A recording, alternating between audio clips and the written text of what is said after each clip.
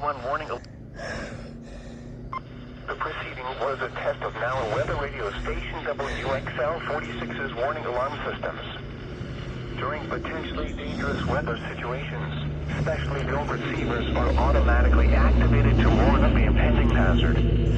Tests are normally conducted by NOAA's National Weather Service every Wednesday between 11 a.m. and 12 noon. When there is a threat of or existing severe weather in the area on Wednesday, the test is postponed until the first good weather day.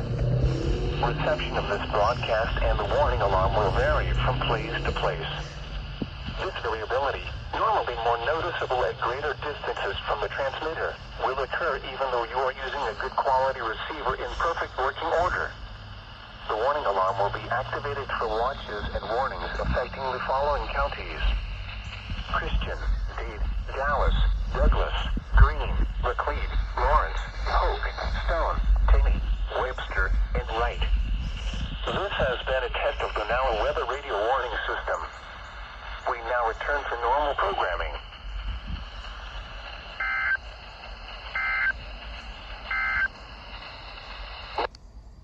0.07 inches in extreme southeast Kansas.